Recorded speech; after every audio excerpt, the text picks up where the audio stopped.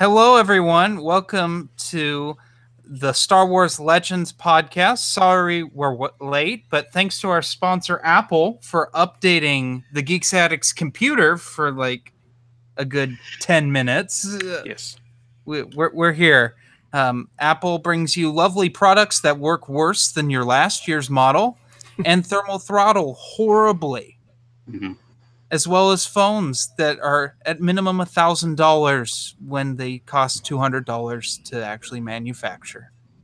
Yes. Unfortunately, our last sponsor, Comcast, did have to pull out. They had something with the merger that they were doing with who cares? But anyway, thankfully, the MacBook Pro was able to sponsor us. So we're really grateful for you. Thank you there. Also, Blackmagic, another show sponsor, for making an external graphics card that you can't change out. So you're just pretty much stuck with an RFX 580, which also comes stock in the MacBook Pro. So why even bother getting it? Am I right? Right. Sorry, I've got an ugly background. Had to move my computer into a different room. Oh, don't worry. I have a lamp. That's now me personally. I got this beautiful stereo over here with my lovely record player and monitor speakers. Haven't seen a stereo like that in years. Yeah. Mm-hmm. Well, I got it years ago, and then I bought a record player and I just set it on top of it. Does that thing play CDs? Oh, you know it does, and it plays old iPod when it had the wide. Oh, really? Now, can I connect my Zune to it? Yes, you'd have to use the headphone adapter on it. It's PC in, but it all works the same. Oh, man. All right, let's get into this. So I have a little announcement. I have to apologize. My memory card in my camera that I've currently been using corrupted, so I lost about 15 reviews that were all filmed. So now I have to film 15 reviews. I'm not even going to bother to film all the hauls that I was backed up on. There's not going to be hauls because I don't give a flying shit. Did you at least have those reviews written down? Oh, yeah, I have notes. Okay. I'll have to skim. That's good. But yeah, it's been an absolute nightmare and very discouraging. So... yeah, I've got a bunch of reviews written. Just need to film. But, time. It's hard to come by these days. Yeah, especially when you're a dad for the third time. About to be, yeah, I know. It's crazy. See, what's happening here is Matt is going he's going for the all-time record, which is currently being held by Bruce. He's getting there. He's got to work it. You got to work your way up. One kid at a time, but Bruce is like 15. I don't know. This is the last one. Doing it, man. It's like every family photo, there's an additional 7 children added on. He just goes to the nearest orphanage, like, yeah, give me 7 of those, another 3, and you don't make it 4. Well, yeah, we'll take 4. Oh yeah, I need to turn on the our Hangout, like, so I can actually see people commenting. We have one person watching, which I'm pretty sure is me, in another window, so I can look at the chat if it comes up. Okay. Yeah, I got the chat up. People, feel free to comment whenever you want to on this. This is a live stream, and it gives us something to do. It's also called padding. Mm-hmm. Yes, we need content is what we need. All right, Dylan, let's talk some Twin Sons here. Let's get an update. No, it's me. Hi, Jack. Yes, you're the other one. Yes. Twin Sons. All right. Where to begin? So we got a fundraiser thing going on right now. It's where is it? Dylan, who did you? This is how organized. Don't talk about her, okay? That was a bad joke. Okay. So we have a. Dylan likes his women like he likes his wine 9 years old and locked in the basement. Is that going on here? I don't even think I've ever drank This gets wine. the explicit tag. I think I've only had whiskey like once. my 21st birthday, and then never again because I'm like, well, this doesn't taste good. Anyway, so yeah, Twin Sons currently has a fundraiser going on right now. Our goal is to raise $1,700 in order to do two donation events. One is going to be in the Pittsburgh area at a children's hospital. The other is going to be in San Francisco. So around of the $1,700, around $800 is going to purchase Star Wars Legends books for each event to be passed out to the kids who will be going to the events, and then the remaining 100 is just to cover operation and legal fees and PayPal fees and all that sort of stuff. So we are currently at 1,135 out of 1,700, so about 2/3 of the way there. We have 1 day left on the fundraiser as it stands, but that is 1 day left for the Billboard Challenge, which is if we are able to make our goal by the end of today, which doesn't look like it's going to happen, but if it does, for the next 30 days where we'll be continuing to run our fundraiser, half the total that we raise at that point will go to a fund which will be used to purchase a billboard at some point in the future, most likely not till 2020 at the earliest, maybe even later than that. But if we don't make our goal by the end of tonight, then it'll just for the remaining 30 days we'll just keep raising funds until we hit 1,700. Then the extra funds will just all of it will go to buying more books from the kids, rather as half of it going to buy more books and the other half going to billboard. Additionally, if we do make it by the end of the night, I'll be adding 10 books to the pot to the San Francisco event, which is the one that I'm going to be going to. So, yeah, that's it. Winston's fundraiser, $10 is a book to a kid. We need money. We need to keep the lights on. We need to keep the lights on. We need to get more books.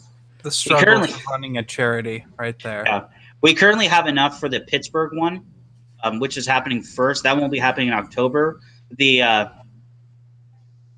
San Francisco one won't be happening till December, so we have time to raise the funds. But at present, we're only going to be able to bring 23 books to the San Francisco one, which is no bueno. I mean, 23 books. That's like a new Jedi Order. That's nothing.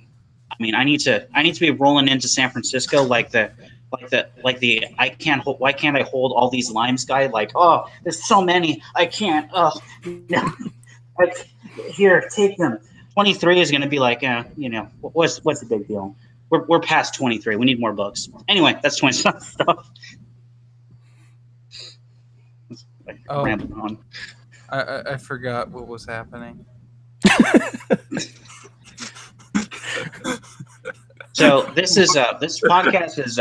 We also had another announcement that Jeremy has started his early onset Alzheimer's. So it's actually I'm addicted to Ambien. Didn't you know? Okay. Well, it's the two that are happening at the same time. Your Ambien addiction has led to you getting early onset Alzheimer's. So now it's just really bad. I'm pretty sure he forgot his own name 2 seconds ago. It's all right, I run 2 Trainwreck podcasts. Mm-hmm. I also run a podcast called The Backpedalers Podcast. Go check it out. New episode coming out this week, titled "Dat Booty Be National Treasure." What? It is exactly what you think it's about. Ed Jack, 1999. You're not wrong, okay? You just said that the cast is larger than the audience. Jesus Christ. All right. Should we get into some Comicon talk? Sure. So I guess Del Rey and Lucas Books, which are 2 different companies. I didn't know this. Until recently. Lucas Books runs the children's and young adult stuff. Yes. They're actually a lot easier to deal with if you want a review copy, unless you're me and they don't like to work with you. Then Del Rey does I knew Del Rey did the adult stuff, but I thought DK did the young adult thing. But apparently they just do the children's. DK does the guide, and that's about it now. Yeah. Disney Lucasfilm Press does the young adult novels, and do they do Adventures in Wild Space? Disney Lucasfilm Press does that. Yes. Okay. Abrams books, they do the art books, which is a newer that's thing. right. They've only done that for the last 3 movies, I believe.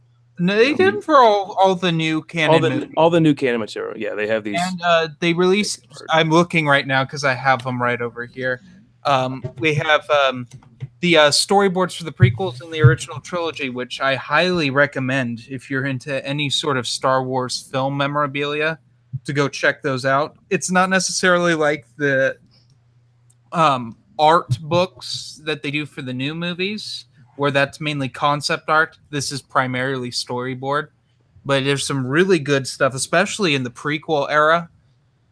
If I'm not mistaken, they do have a little concept art in there, like with the Nubian starfighters and stuff. Very good stuff. Would recommend. Yeah. Well, I guess we can. I don't know. What should we start? Well, let's start with Disney Lucasfilm Press announced that they're going to be releasing next year in March Queen Shadow by E.K. Johnson, an author I've not heard of. I don't know if they've done anything in canon yet. She wrote the Ahsoka novel. Okay. And she wrote in it from a certain point of view. Well, like everyone wrote in it from a certain point of view. That's not true. They did not get a whole lot of good writers in it from a certain point of view. There is no Zahn, for instance, in there, or Kevin J. Anderson, or our favorite Karen Travis is not in there. Well, all the new people are in it. Yeah. Yeah, Wendig was in it, wasn't he? Yeah, I think they're starting. Yeah. They're going to be digging up all those authors to write their new books, I think. I don't know if we're going to see any more James Luceno, honestly. Or Paul S. Kemp. Yeah. We're not seeing Paul S. Kemp anymore. Paul S. Kemp is too busy tweeting political things to write any novels anymore, let's be honest. Yeah. He's more of a journalist at this point. Somehow Wendig, he needs to take the Wendig model, because somehow Wendig is able to actually balance the two a little bit. A little bit of politics, a little bit of writing. I mean, it does. With Wendig's case, it does kind of, from what I've heard, show up in his writing. But he can at least get by. Nauseating at times when it shows up in Wendig's writing. I mean, you guys were talking about it earlier, weren't you? Oh no! What happened earlier, for those of you who don't know, which is all of you, I changed out 2 toilets today, and we got dirty water on the floor. And he said, "Oh, that's shitty." And then Dylan's like, "Oh, you talking about Aftermath?" Even though the book's been out for the last book, 2 years ago now, and he's still making jokes about it. The only time you guys ever talk like that is when you're talking about Wendig or Aftermath. So I just see it in the chat, like, oh, are they rereading Aftermath for some reason? I don't know. I talked that way about Phasma. I'll tell you that. Man, Phasma's bad and doesn't get enough attention for being bad, in my opinion. Yeah. The author was also an erotica novelist. Did you know that? Yeah, you told me. Kind of weird that they went after one of those writers for a Star Wars book. What? It didn't come out as much. No pun intended. Where there wasn't porno in Phasma, as I recall. There's some gross stuff in Phasma. It gets a little Mad Maxy gnarly. Yeah. But Aftermath Life Debt had porno in it.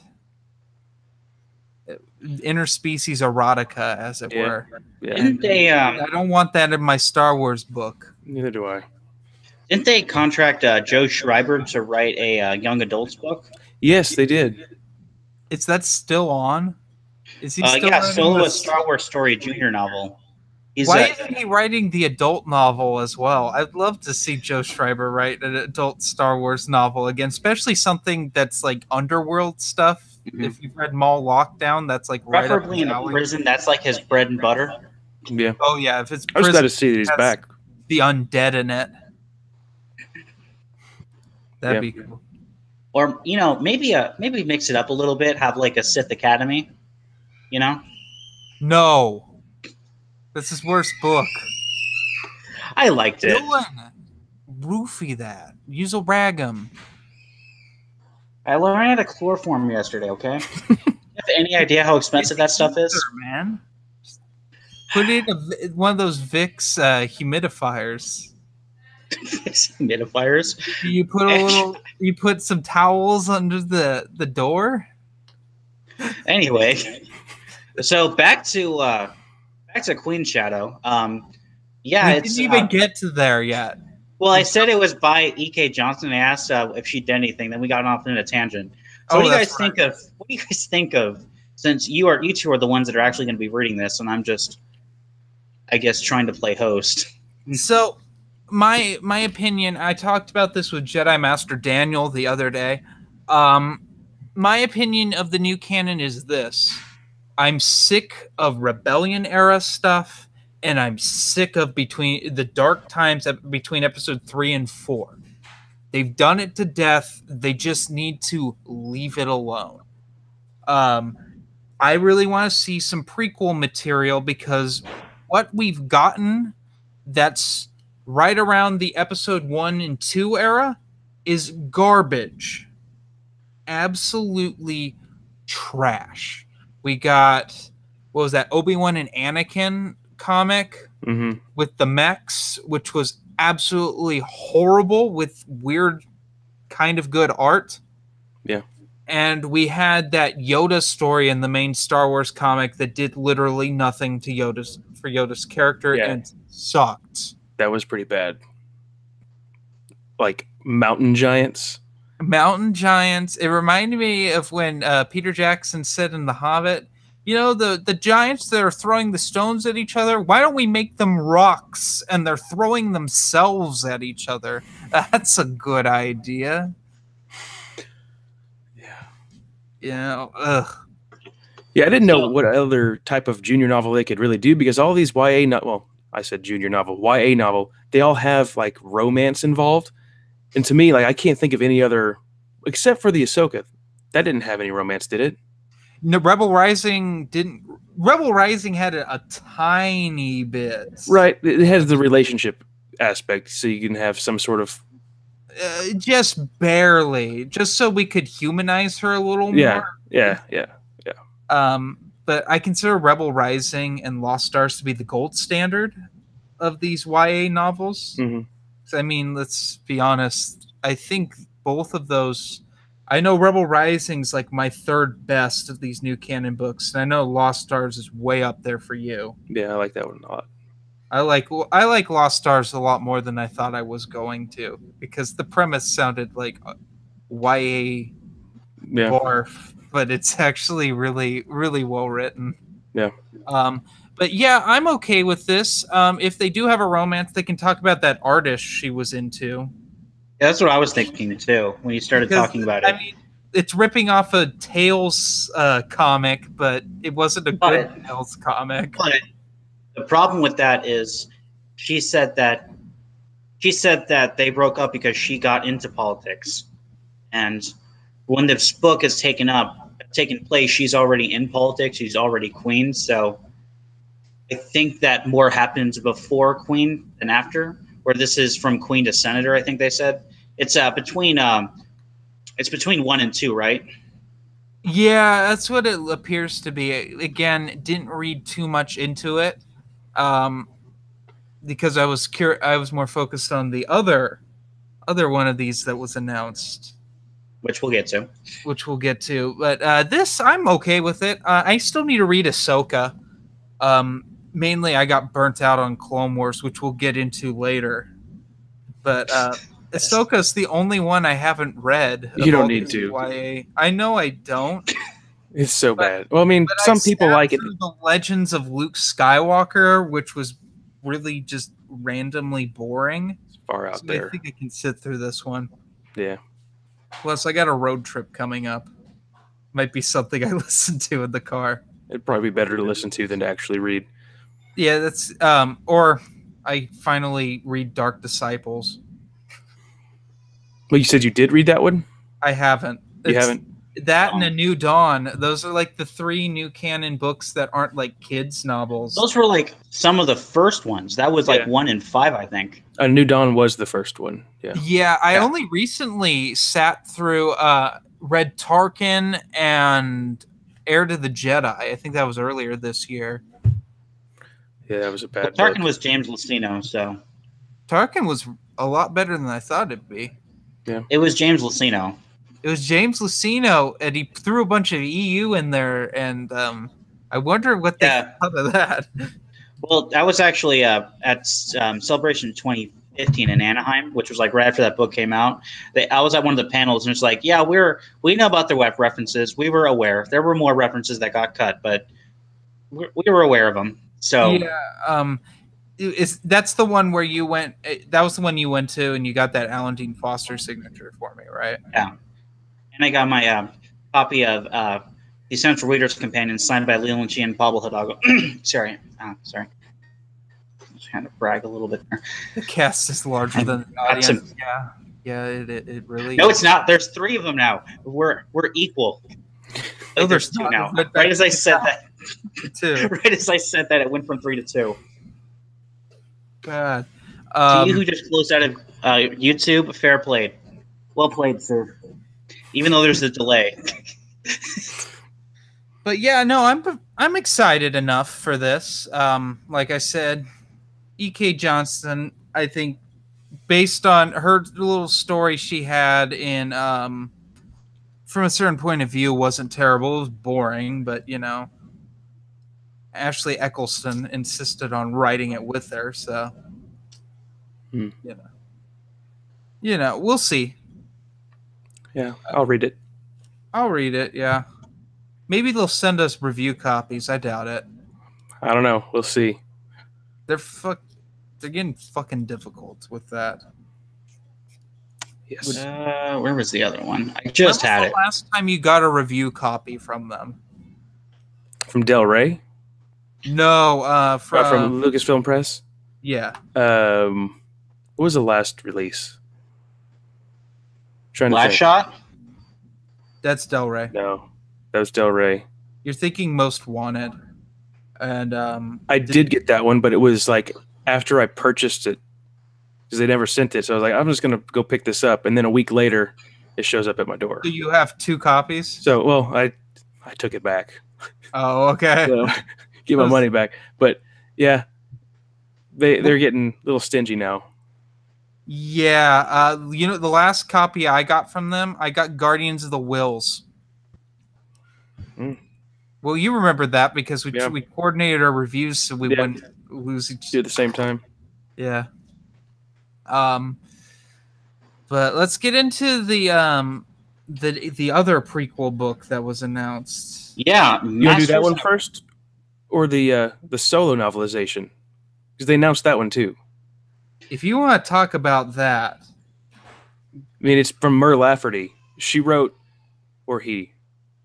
Well, I don't know. She wrote a short story for Star Wars in one of the Star Wars Insider magazines, and it was actually pretty decent. It was the Voice of the Empire. It was during the time of Rogue One. Is it the one with Orson Krennic in it? He is in it. Okay, I have read that one. Okay, I don't remember it. Okay, well, I'm looking forward to this novelization because it's an expanded edition, kind of like the Last Jedi. There's going to be a lot more. There's going to be a lot more material, which I think they're going to be trying to fix some things that people might have been unhappy about. That cinematography. No, that was my old. That and the Darth Maul cameo were the only 2 things I had a problem with in that movie. That was a little weird for me too. Yeah, but. I don't know. The expanded edition of Last Jedi I found appalling. Like, there was a ton of garbage that I was shocked they filmed for Last Jedi, and looking at the deleted scenes, they filmed most of that. I'm embarrassed. I haven't even watched the film since it came out. Like, I started to watch it, got halfway through, then turned it off. So what you're saying is, Jeremy, that the editor of that movie actually deserves some praise? I'm saying that editor didn't do a good enough job. Okay. I'm saying that it was some Peter Jackson type editing from those Hobbit movies and that Last Jedi movie. That movie didn't need to be 2.5 hours long. It should have been 90 minutes. I think you could get a solid, good 90-minute movie out of that. And it'd be the shortest Star Wars movie ever, but, Yeah. I would have been No, okay. the Clone Wars movie. The Clone Wars movie is not a film. I thought you were going to say we don't speak of the Clone Wars movie. It's not a movie. Never seen it. It's Don't plan on ever seeing it. Oh, God. We'll talk about that. We will get into how awful 2008 was for me. But anyway, Haha, we have 4 people watching now. Joe Schreiber's going to write the young adult novelization of Solo, and I'm more excited for that. Yeah, I'm So going if to you pick that don't- one up too. If you don't get this, Joe Schreiber basically wrote, with the exception of the Galaxy of Fear series, every horror novel in the EU. And is now writing a children's novel. He wrote 3 of the nastiest, most graphic Star Wars books of all time. And they're beautiful. And Del Rey went, you seem like the perfect person to write a children's novel. Need a zombie Tauntaun and a zombie Nettie. That's a tree. It was a zombie tree alien. He had Darth Maul rip a Wampa's heart out. Yeah. With his bare hands. He is the way he describes things is more gruesome and disgusting than I think seeing it in a movie or something. It's just so gross. The audiobooks for Joe Schreiber's books are massive. They're amazing. They're amazing. So disgusting. The Death Troopers. Flat and like carnage sounds they throw in there. It's great. They're used the best because they use them, especially now with the new canon, with punching sounds are really wet sounding in the audiobooks. Like I was listening to Last Shot and they had like a splat sound and I'm like, oh, that's like someone got punched in the nose. Again, in Joe Schreiber off. In Joe Schreiber it works because he punched him so hard that like 3 teeth fell out and his entire jaw got dislocated. Crunching bone like a wet like again, the sound effects work for him because his dialogue his writing is so graphic that it's exactly how that wet like hurtling is how you would sound after getting punched like that, I guess. So there's So yeah, he's writing a children's book. So all of you parents who are watching, feel free to get your kid that book. Moms of America. This is the book for you. But can we get into this other prequel? The Jedi Apprentice knockoff. I'm thinking it's going to be it's an Obi-Wan Qui-Gon book by Claudia Gray, which I've wanted since From a Certain Point of View, with her beautiful story with Obi-Wan talking to Qui-Gon's spirit. I've wanted the Obi-Wan Qui-Gon book. And the theory right now is, because there's not a lot about it that we know, is it's going to be the year Qui-Gon and Obi-Wan were on Mandalore. That's referenced in the Clone Wars. So we'd have Obi-Wan and Satine's romance talked about, which is perfect. I think Claudia Gray would handle that perfectly and wouldn't make me want to barf.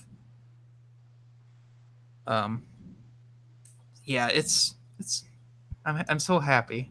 Yeah, she knows how to write characters very well. Very well. I mean, if she weaved in Jedi Apprentice little cameos in there, a little Xanatos cameo, for instance, would be nice. I doubt that would happen.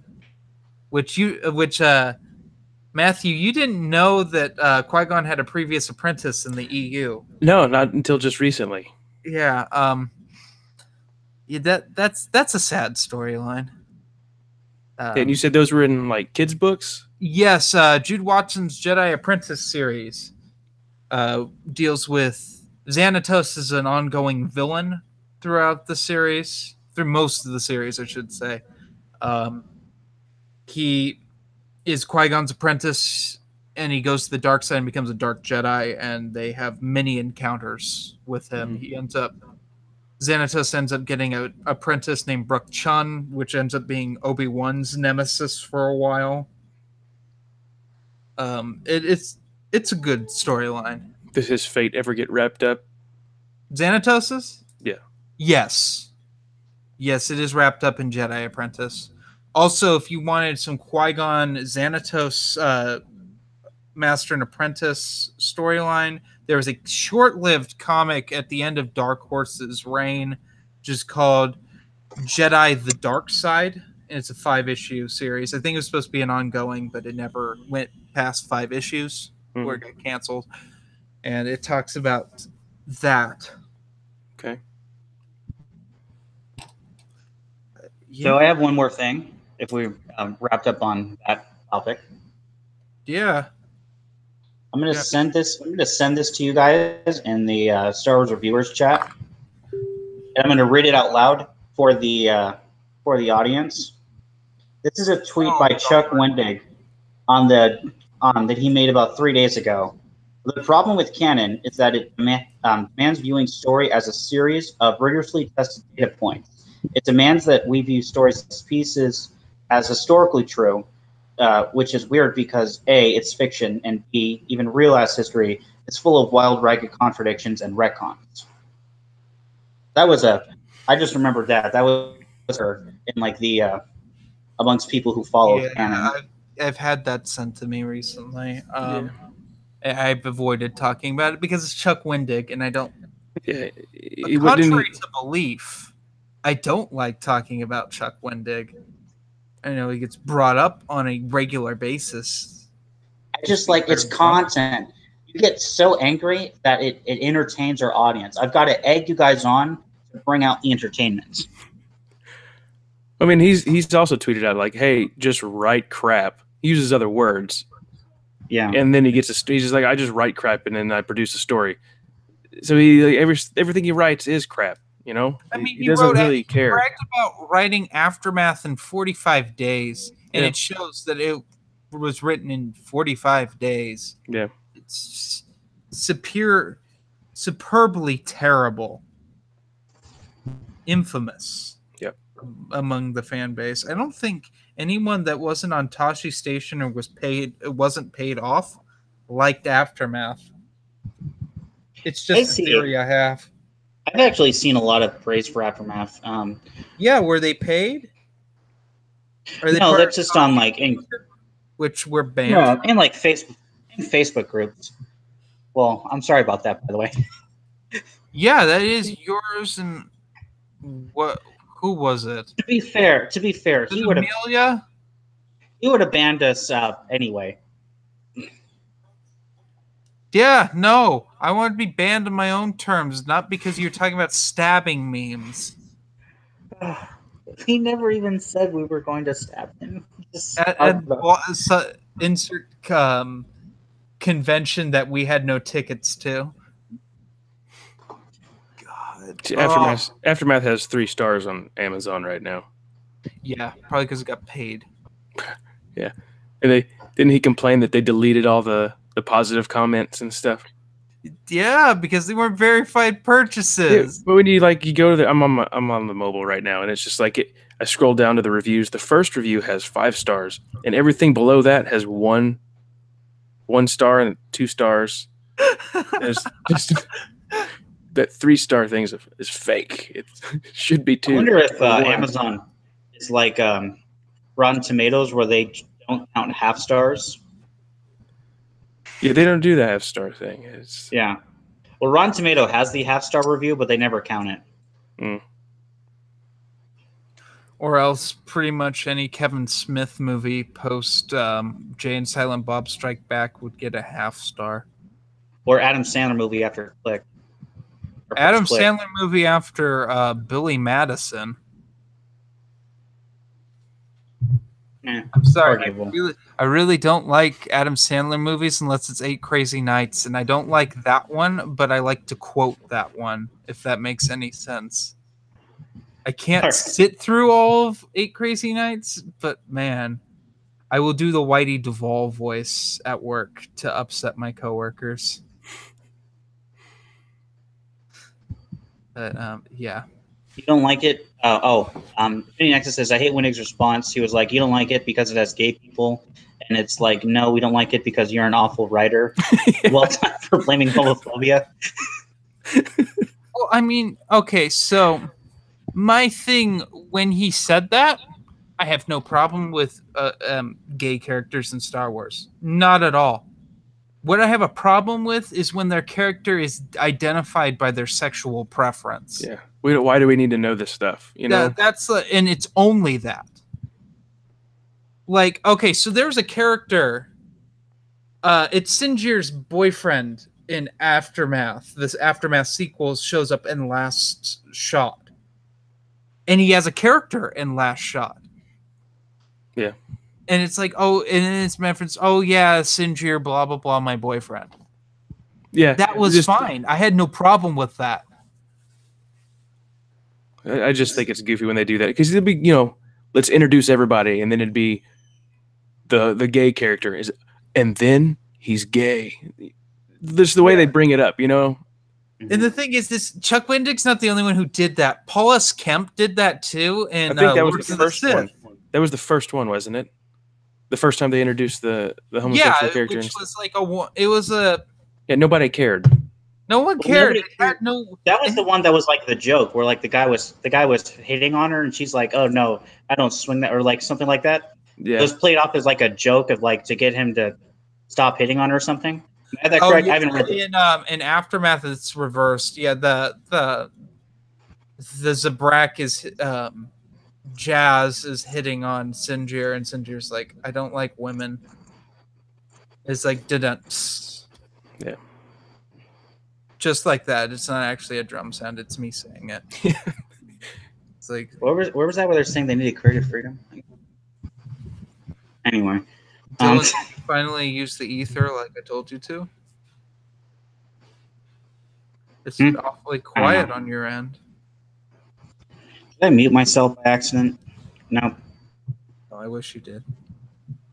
I know, right? Same here. God. So also, before we get into the big topic, as we are almost an hour this now, we've been rambling. We've padded it out enough. Well, we have one more, and that's the Hasbro announced that they're going to release a 3.75 Darth Revan figure for the the vintage collection. Cool. And it's got some people a little bit riled up. Like, for example, well, one of the purest and like most accurate, trustworthy news sources in the action figure community, Jedi Temple Archives, who are, you know, famous for being able to put their own personal opinions and biases to the side and at the door, coming at things completely honestly. You know, just real guys that you know that when you send them an email about something that they are going to take it very seriously and not going to immediately delete it. They're not happy, as well as a lot of other people, because it's basically, from what they've showed, is a repackaging of the 2007 one, the 30th anniversary Revan figure. Oh, okay. So it's almost like $100. Well, the only thing that they're doing is they're releasing all these previous figures in new packaging. Yeah, that's all it is. You know what? I would care about that, but Lucasfilm's been doing that since Attack of the Clones. Yeah. They slightly update the faces, and that's it. Like, I could, from the Attack of the Clones line from 2002, which is when they fully got articulated, if you remember. I don't know, you were in college by then, I think. I was still waiting in line at midnight at Walmart getting some toys. Yeah. Okay. But with Dylan and I were kids, I remember it was a big difference from the Kenner. That's right when Hasbro took over. Was right around 2002, because I think the Phantom Menace figures were still Kenner figures. The vintage figures have the Kenner logo on them. Well, yeah, because Hasbro owns Kenner. Yeah. but like it was right around that time that they all the appendages got articulated, which then Disney bought them out and they stopped being articulated. Go figure. Yeah. Well, it's But cheaper to make them not articulated. The Stormtrooper, for instance, looked the same when the original trilogy got released on DVD to when the 30th anniversary Star Wars figures came out. It was like the exact same figure. So I have no problem with it. They've been doing it for years and no one's really complained.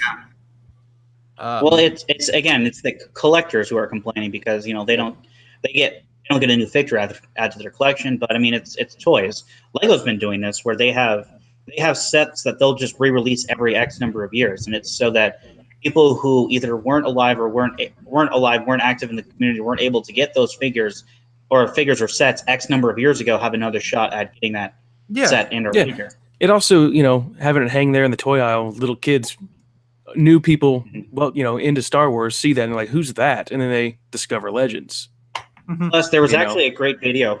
It's like a 1-minute video. You can look it up as like collector series Revan. It's like a 1-minute video of a guy scrolling through all the eBay listings of the original 2007 Revan figure for like $200. And then like at the end, it smash cuts to the new one. It's like $12.99. Like, Hasbro is basically like undercutting the market. Like, Hasbro has to see like, wow, this figure is going for $200 online. We could literally re-release this and take all the money. Exactly. Yeah. I'm release it for pennies, and people will buy it. It's like, what do you think they're going to do? So haven't they talked about other Legends figures? I saw a thing where they were going to bring back the pole next year, right? Next year, I haven't seen anything about that, but if that's true, that's great. I'm pretty sure I saw a tweet about that. Yeah, I know they screwed up the pole last year, which Dr. Aphra is actually getting released this year. And actually, I've seen conflicting things. I've seen where she's in a 3-pack with like a killer version of R2D2 and C-3PO. Apparently, from the Darth Vader. Seen her on her. I've seen her on her own. That's a special San Diego Comicon exclusive. Okay. From what I did a little research, believe it or not, because this is not my specialty when collecting. I'm not really into the toy collecting aspect. It's, in my opinion, it's money I don't have. And it's just going to collect dust. I have a few figures, but nowhere near compared to my book collection. But that seems like it was a San Diego Comic-Con exclusive. It was a cool little throwback to the original figures. Again, I wasn't sure because I saw both of them. Like, are they coming out with like both? Or okay, so that makes sense. If the 3-pack's a Comic-Con exclusive, then they'll just have the single figure for the people that voted for her, I guess. And this is Black Series, right? Yeah, this is Black Series. Yeah. Well, it's vintage. It's vintage. Dr. Aphra won the Vintage Series collection, so she'll be one of the vintage 3.75, not 6-inch. Or I should say she won. Yeah. Yeah. Yeah, but we don't need to get into that, Dylan. You did that enough on Princess of the Universe. There's like a... No, at Princess of the Universe, I kept saying how they haven't made the poll yet, even though they were like a week late at that point. Dylan, that was a year ago. You're the only one who cares at this point. We've just accepted it as bullshit. I get that it sucks, but you got to keep bringing it up. You got to remind them. You got the little reminders every now and then. Okay, this is good for content. Dylan, let's get into Clone Wars. I was going to ask a question real quick about the figures, if that's okay. Yeah. Okay, that's okay. What Black Series figure do you want them to make? A Darth Kaitis, so that way I have one to sit next to my Jaina Solo.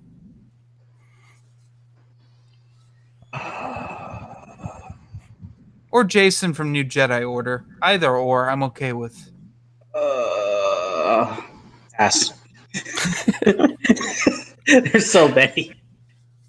I'd like to see Darth Malgus. Yeah, Darth Malgus would be cool. I had the chance to buy a Darth Malgus when the Black Series had the 3.75. I also had the opportunity to buy a Bastila at the same time, and I didn't buy either, and they sold out. Mm. I'd like a Plagueis too. That'd be cool too. But we don't know if he's Snoke yet. He might be Snoke. Stop that. Full Snoke. That's one thing I liked about Last he's Jedi done. is that they didn't care about anything. Fucking Actually, wait a Snoke. minute. Hold on. They didn't kill him. The last guy in Star Wars that they cut in half came back. So he had his like eyes rolled up and his tongue hanging out. I think that's a death face. I don't know. For now, Maul fell down like a huge shaft. A huge shaft to like I think that was like a refining facility or something. Yeah, God. Let's get into it. This is a good segue into the travesty that is Dave Filoni's Clone Wars. Now, have Dave Filoni announced dedicated an episode to talking about Filoni's Clone Wars before?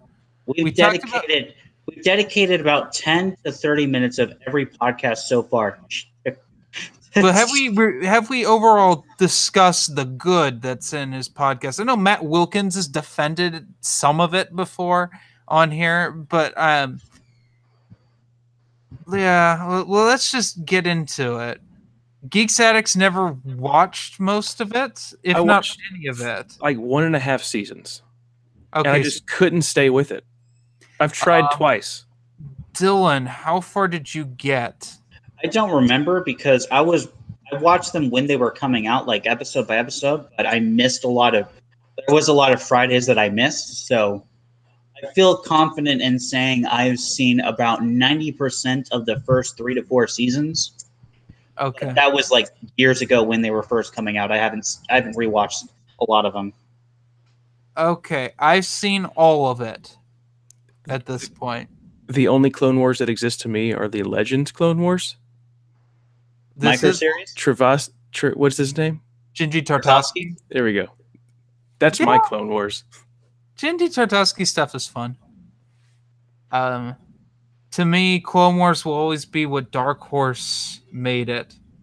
Just disgusting, hellish war where the Jedi got wrecked.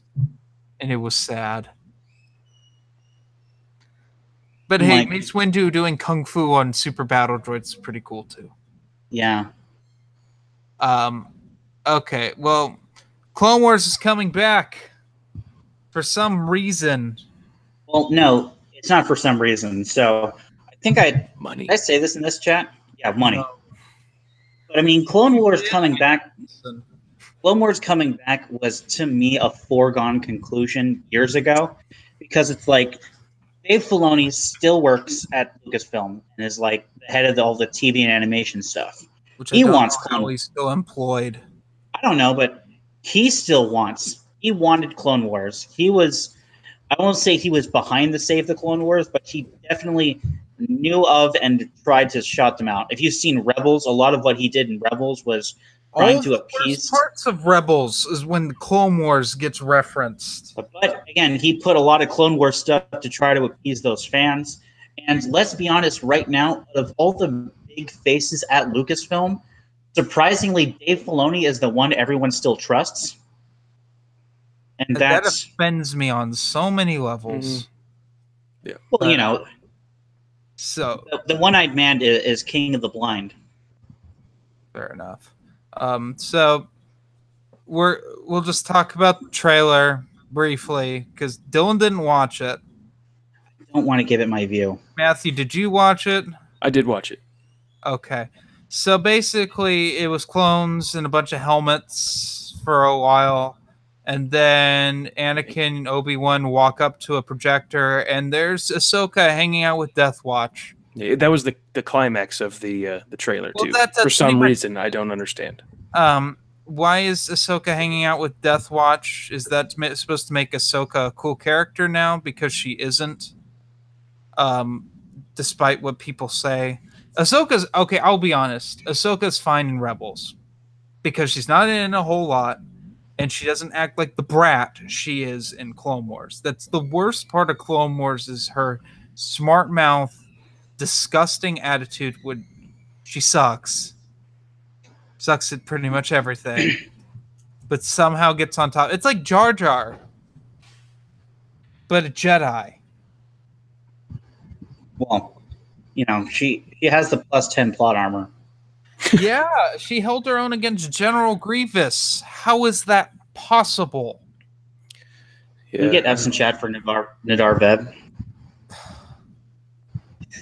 Jedi Masters got killed by General Grievous. A Jedi Master got killed by General Grievous. It was just Adi Gallia. Not Adi Gallia. Shoot, who was it?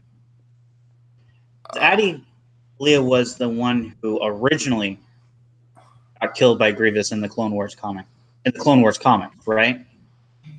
No, she doesn't get killed. She gets horribly maimed.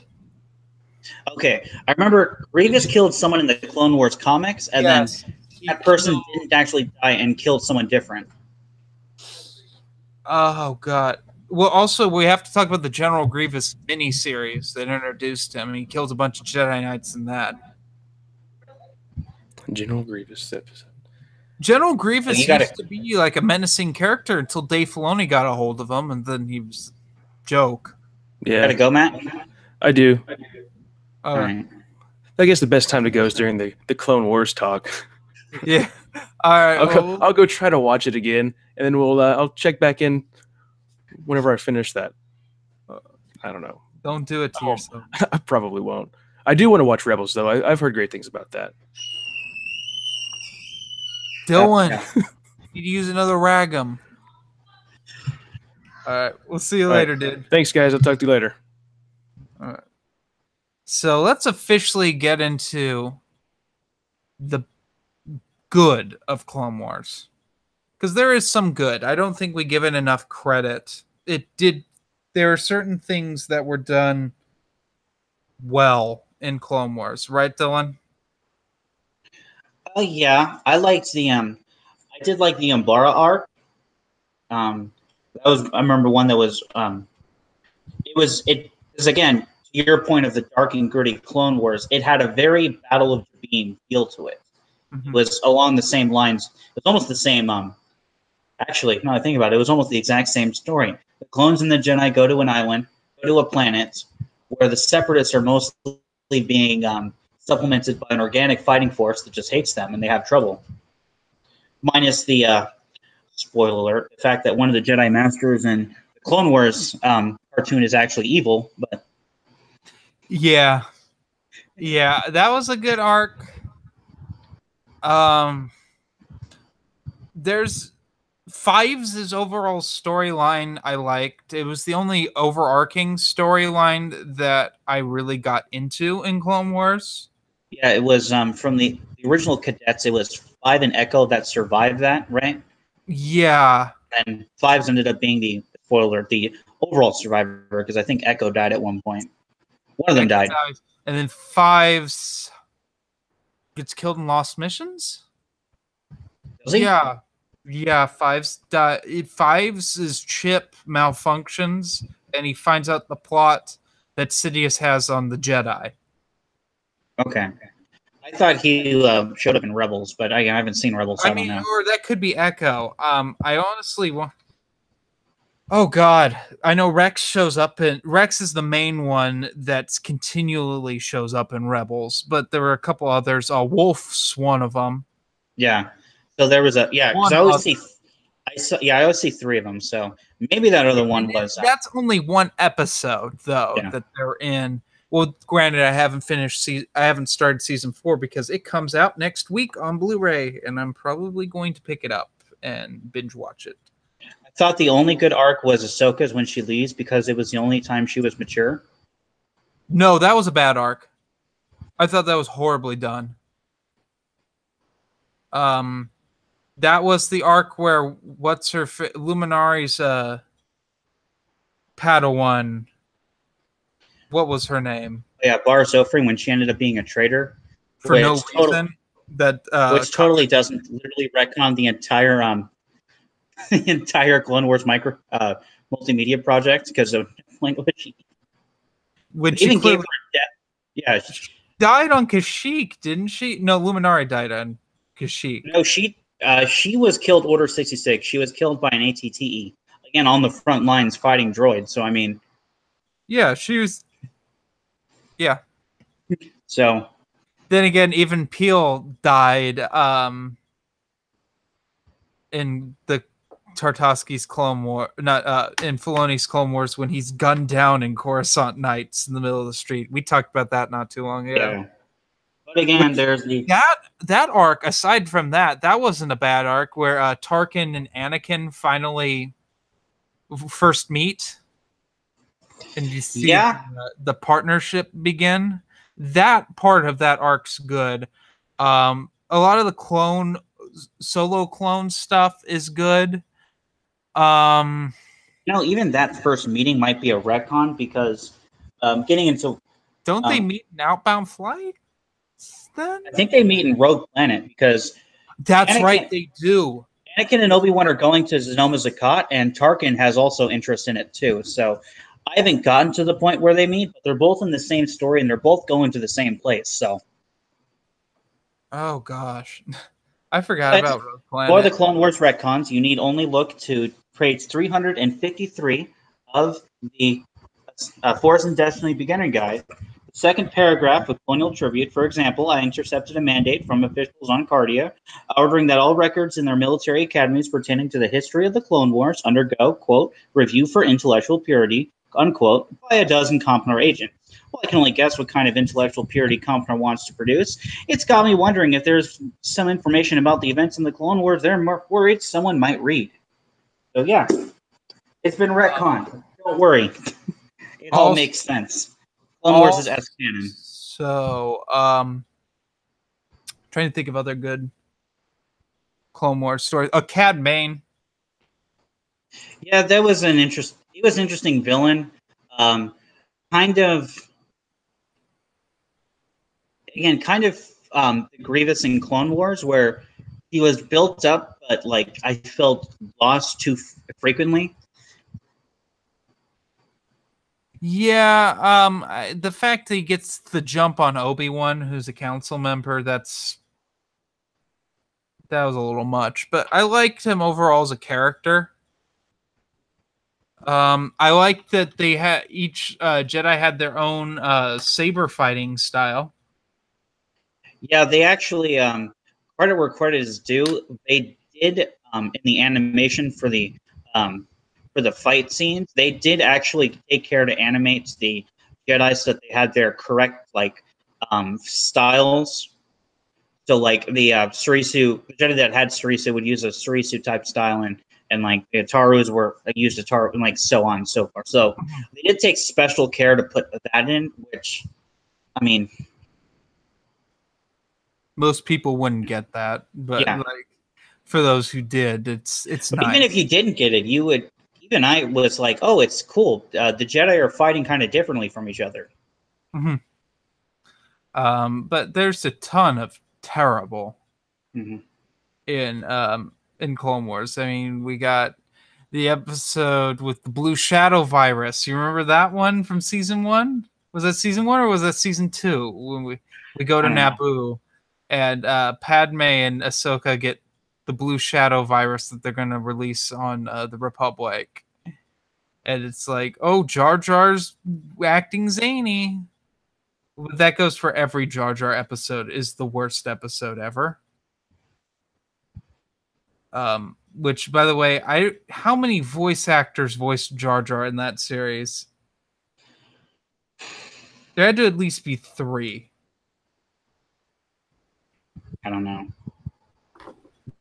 Oh, the time when I think it's again first season when the Republic decides to send 3 Venator cruisers against a Lucre Hulk battle cruiser and 2 Maleficents. This is not going to go badly at all. Well, remember the Poison Tea episode? Mm-hmm. Is that the same one, or the Cake Topper episode? Yeah. Well, no, you didn't watch Lost Missions, and I think D Squad, the droid squad, was in Lost Missions. That's bad. I'm just thinking of bad plot points. think the most egregious retcon ever was in the, I forget what the episode's name was, but when they go to Grievous's lair and Kit Fisto gets dust in his eyes and he blinks. Oh God, he blinks all the time. He blinks all the time in the show. Don't have eyelids. It's like the most OCD. It's the most OCD thing I have. But come on, man, it's my favorite alien species, and they get it wrong. That same Nautiloids episode, don't have eyelids. That same episode contradicts Labyrinth of Evil with Grievous says, "I chose to be this way," which is not true. Mm-hmm. I mean, it is that he was like, it's either that or I die. Yeah. Well, that's what they in canon. Isn't that the difference between Grievous's backstory and Legends canon? As I believe, is in Legends he was betrayed by Dooku and they turned him into a robot to keep him alive. Whereas in canon he chose to become with a Jedi better. In Legends, he falls out of favor with the Republic because his people were in a civil war with this other people, and the Republic sides with them, and he's in league with the Trade Federation. Dooku betrays him. His own ship his own ship fires at his ship he's on, and then he saves him and like gives him his robotic body and like basically says like, I can send you against the Republic to the people who've done this to you and your people. Yeah. And some of Grievous's memories are implanted. It's hinted at in Labyrinth of Evil. Mm-hmm. Because his mind's not all there anymore because he's basically a sack of organs and a brain. Really? They only used Ahmad Best for his voice act? Because it does not sound like Ahmad Best. I mean, there's some of it you can tell it's him, but others he must be phoning it in. The slave story arc's bad. The Abeloth story arc is only good because of Fate of the Jedi. You hate it. I don't mind it because again, I've read Fate of the Jedi. It's so fucking stupid in Clone Wars. It's handled so poorly. Well, basically, it would have been. It does the same thing that Genndy Tartakovsky's cave scene did in season 2 of Clone Wars, which is done so artistically better. Right, because Genndy Tartakovsky was a big proponent of this writing concept called "show not tell." I don't know if you've ever heard of it, but Dave Filoni clearly hasn't. Right. I mean, going back to the micro series, there's literally entire episodes where there's like maybe a line or two of dialogue at the most, and then it's just 5 minutes of just music and sound effects. And but yeah, Mortis was. You know what would have made the Mortis arc the best? Feel free to disagree with me, but the Mortis arc would have been the best arc in all of the Clone Wars if the daughter didn't revive Ahsoka when she died. Yeah, it would have been consequences. Mm-hmm. And there's no consequences, which is the biggest problem of it, and they don't remember it happening at the end. Yep. That was stupid, too. Also, every time Anakin and Dooku would fight was stupid. I hated that. I hated that with a passion. Or every time they captured like Grievous or Dooku. Obi-Wan would fight Grievous for the umpteenth time. Although they took some measures to make sure Anakin never ran into Grievous. So at least they didn't fuck that up. Also, the carbon freezing thing in that Tarkin storyline. Well, again, I have a subtle retcon. You've made the retcon for them for that. But I remember being so disgusted with that. And the fact that that's done twice, because it's also done in the comic Shipyards of Doom, which is a spin-off of that show.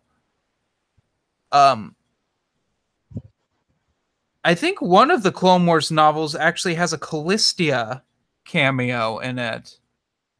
Does it? Maybe. Yeah.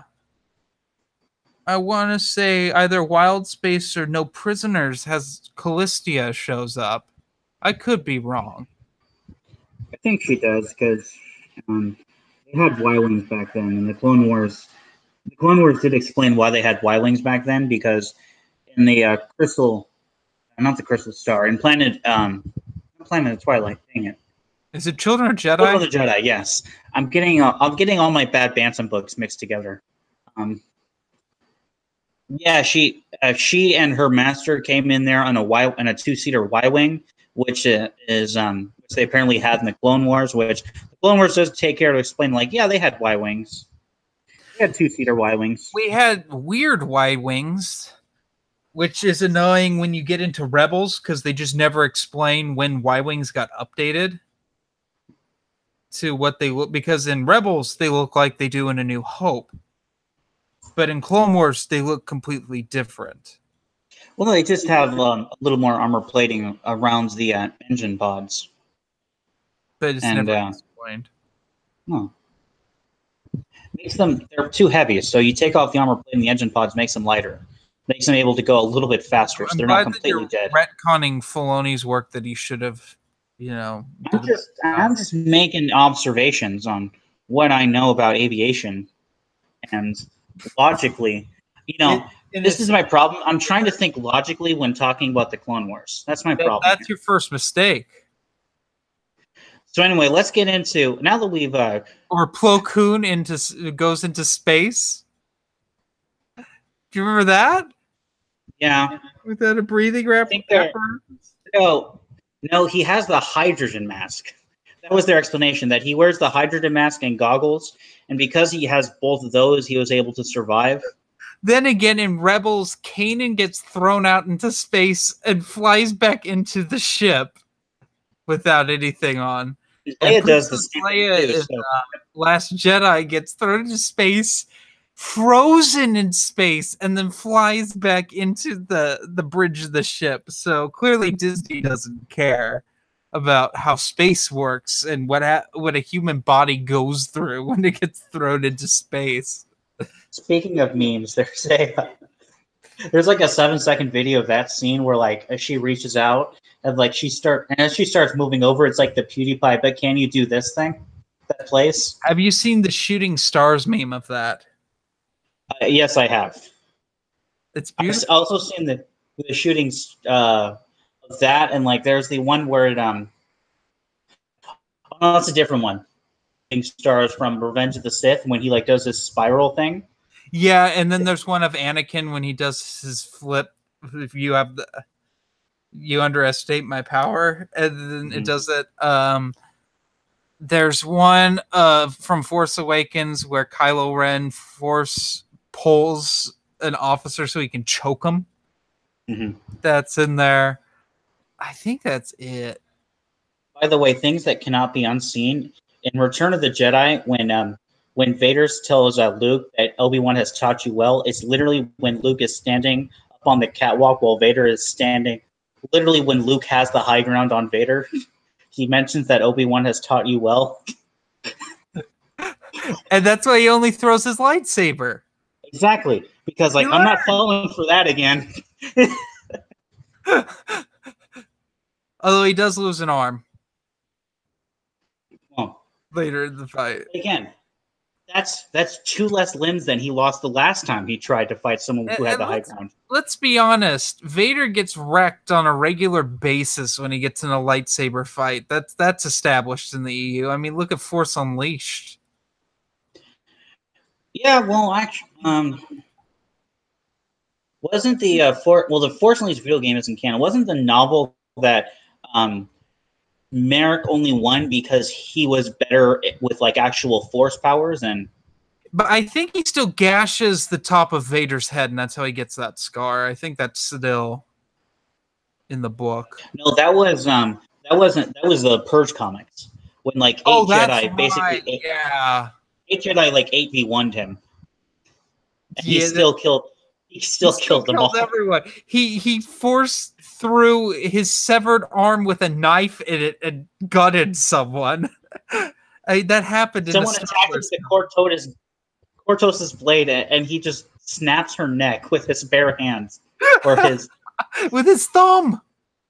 Yeah, it's just like crack. It's like the Predator in Alien versus Predator. It grabs when the chest burster, he catches it, and he just snaps it with his thumb, which is the only good part of that movie. Mm-hmm. Well, I mean, how else are you going to kill an alien? You try to cut into it, and its acid blood's going to kill you. You got to snap its neck. Obviously, you got to punch it in the face. Mm-hmm. They did some of that in that movie too, but we're getting off subject. Yeah, I mean, so now that we've actually talked why we hate it and what was good about it, do you think it should talk about it coming back? It shouldn't come back. There's nothing to talk about. That's the biggest problem with Clone Wars is it ran out of steam, like around season 3. Because season 3 is when they stopped releasing them in like they did like prequel episodes to previous episodes. They just ran out of steam. Well, because we have the lovely Force and Destiny retcon right here. Get this book; it has the retcon. I don't mind it coming back because A, it's more when it's Disney canon, and B, even if they do bring Legends things in, it's essentially S canon within the Legends continuity. It does make some weird things, but I'm happy for the thousands apparently of fans who actually like the Clone Wars, and I don't. But to like what Jeremy said, it depends on what it is. Is this going to be okay? We're going to take 1 to 2 seasons to properly wrap this show up, fix all the problems, close out all the story arcs, so everything makes sense going into Revenge of the Sith?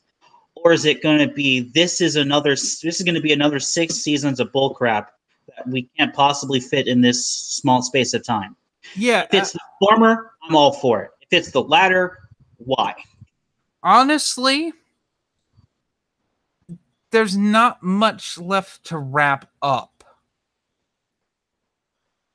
And well, I guess that they haven't wrapped up in the new canon. Well, putting everyone and everything into like their Revenge of the Sith starting points, essentially. So I don't see why they couldn't do, if they insist on doing this, since they clearly are, how they couldn't just do this in 1 season. Which basically that they had. Here's what I'd like to see then, since they're going to do this. It's number only 1, 12 episodes. Okay. Number 1, wrap up the Cad Bane Boba Fett story that was leaked online that they put on that. Let's see that. Maybe a little bit from Dark Disciple with Ventress's fate, which we all know what happened with that if you've read Dark Disciple or if you watched any spoiler review like I have. Okay, yeah. I was going to say, because I know the spoiler, and I was like, wait, you haven't read that. Did you know? Do you know? Yeah, okay. Yeah. God, what else? Wrap up anything Maul related that wasn't in Death Sentence or Son of Dathomir, or if you want to include those, go ahead and do it. But set up Maul for where he is in the Solo movie.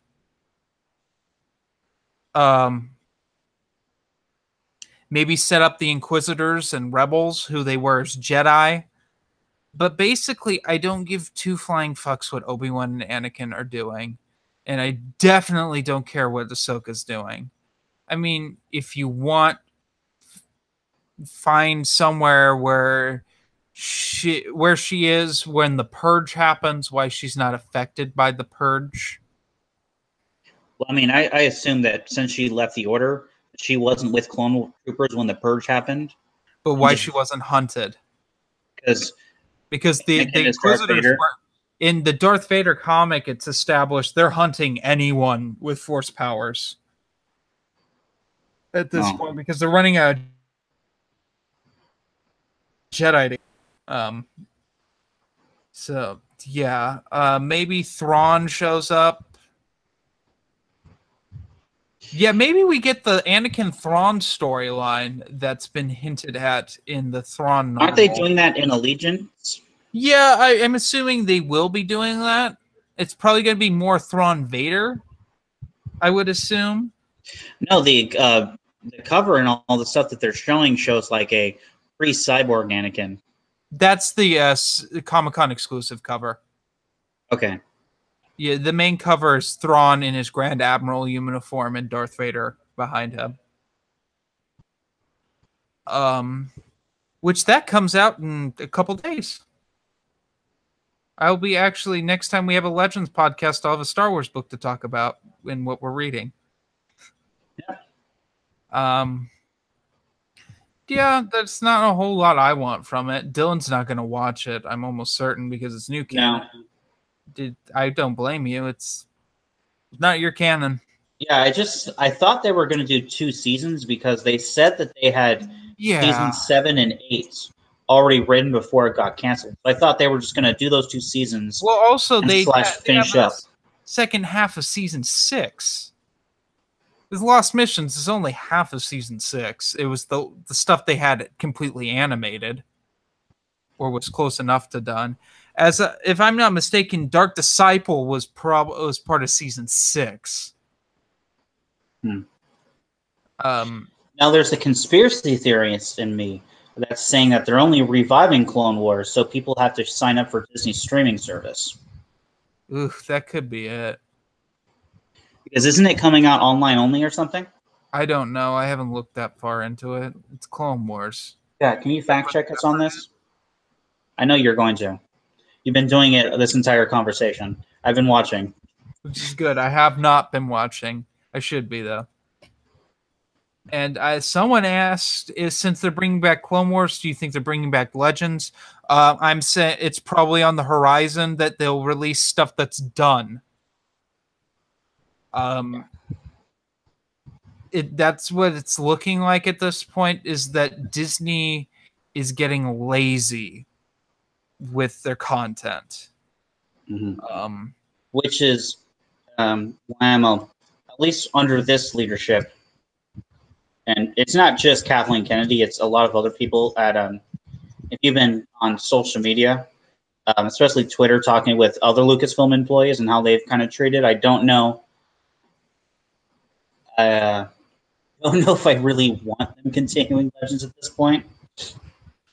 At this, in all honesty, I just want stuff that's done that creators won't sue. Like, I don't think William C. Ditz will sue for Escape from Dagu. That would be nice to have. Since it's fucking referenced and there's no story for it, I would like to understand that reference in other novels. That'd be nice. Then that's a complete novel. Yeah, I don't...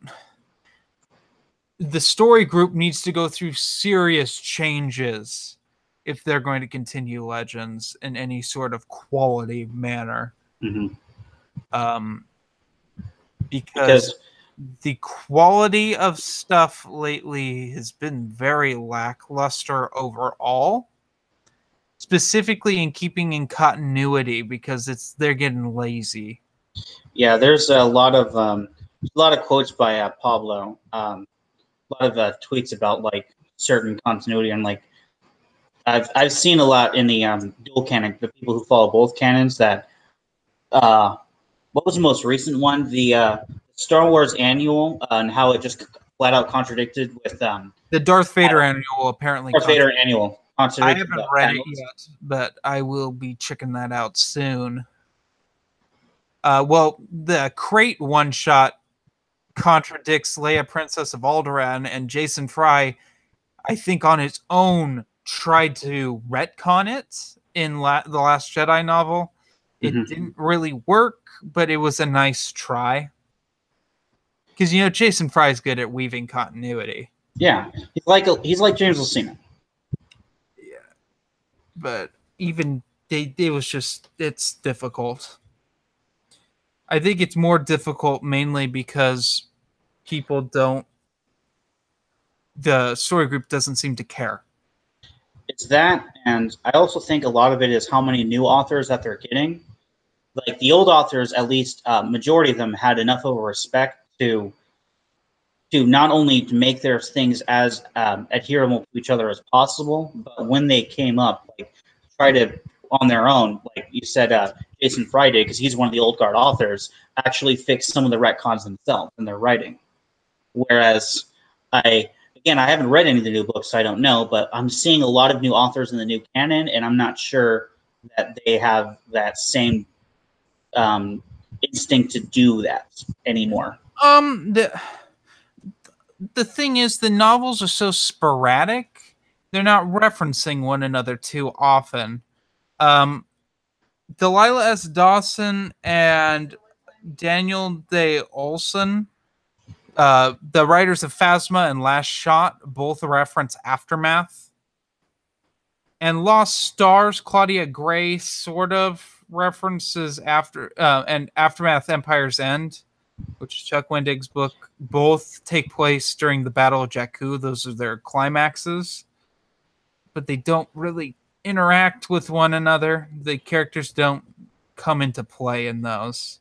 Yeah, Infinity Nexus, you're correct on that. Pablo Hidalgo, as one of the story group members, who is the one to oversee the canon's continuity and is pretty much the main one.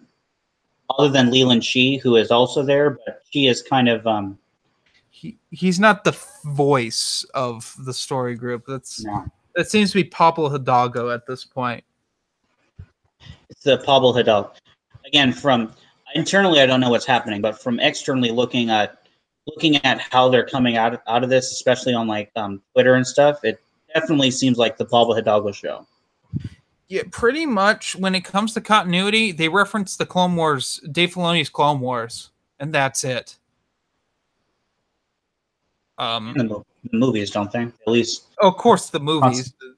Yeah. But I mean, Rogue. The big continuity thing with this group, which is cool, which I never thought we'd see, is I saw Guerreras from the Clone Wars, and they brought him into the movie Rogue One.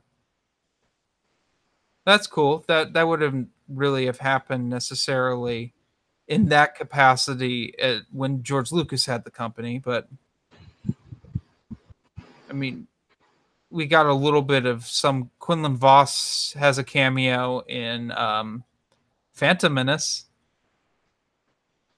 and Ayla Secura and all the Jedi Council members, were in the Marvel not the Marvel, the Dark Horse stuff. Mm-hmm. But they don't really have speaking roles.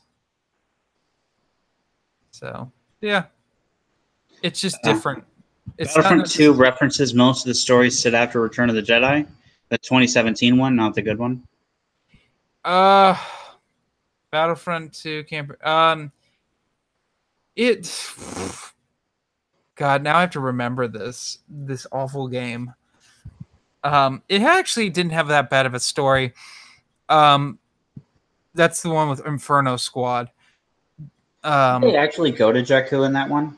Yeah, that's the finale of the game. Is you fight on. Well, actually, technically, no. There's an epilogue episode and a DLC, but the main storyline ends at the Battle of Jakku. But you kind of interact with Temmin Wexley, aka Snap Wexley from Force Awakens, and he's also the character in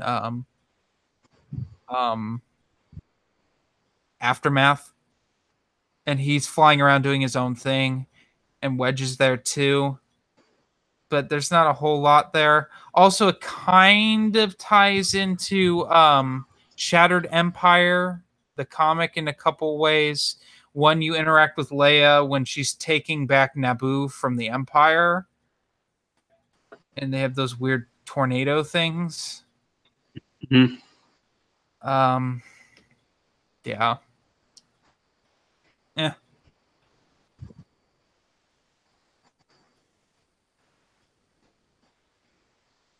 Yes, they did reveal two novels set before the Phantom Menace and between the Phantom Menace and Attack of the Clones. We talked about them earlier. Yeah. I'm pretty excited about them. Yeah, there's not really. Other than that, they kind of play in their own sandboxes.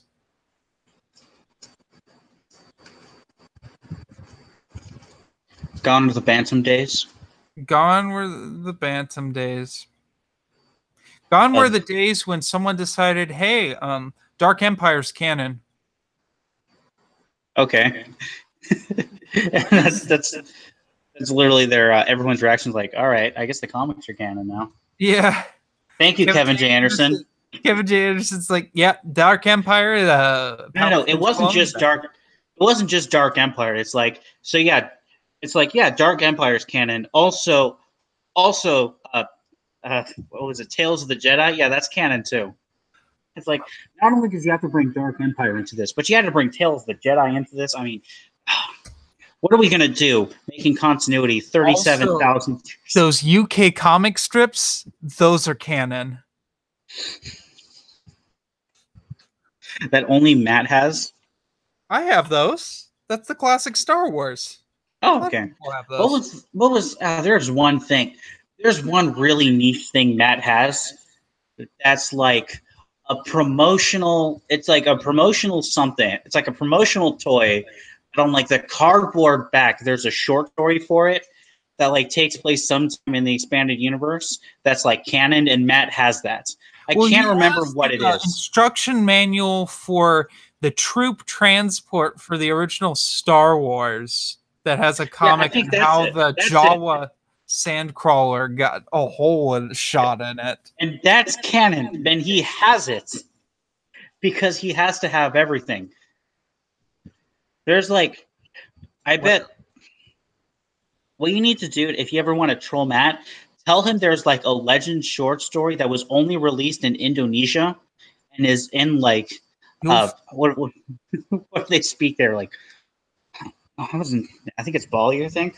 I don't know. But it's like those Hungarian Han Solo novels. I know that. He's tempted to learn Hungarian. He owns them, by the way. He owns all 4 of them. I've seen them. And no one can read them. But they speak Indonesian. We don't even know if they weren't even officially licensed novels. Malay, we Dutch, don't even know if they're Portuguese. Canon. Okay.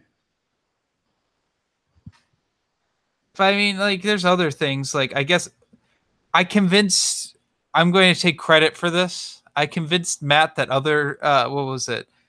Devil Worlds is canon. Mm-hmm. Do you know how long that took?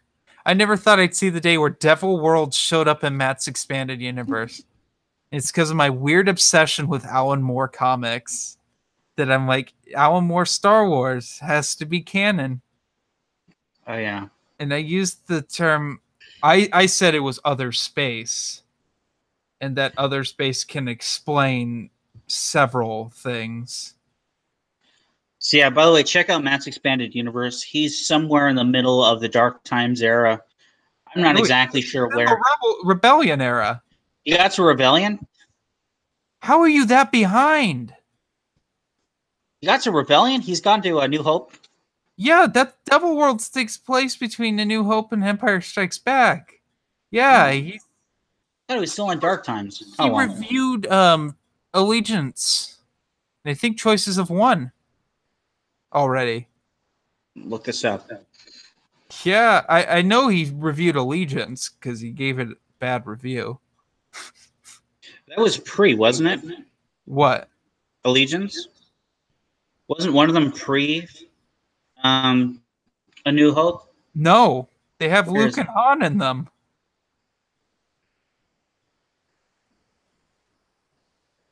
You're right. It's after. Scoundrels is the pre one.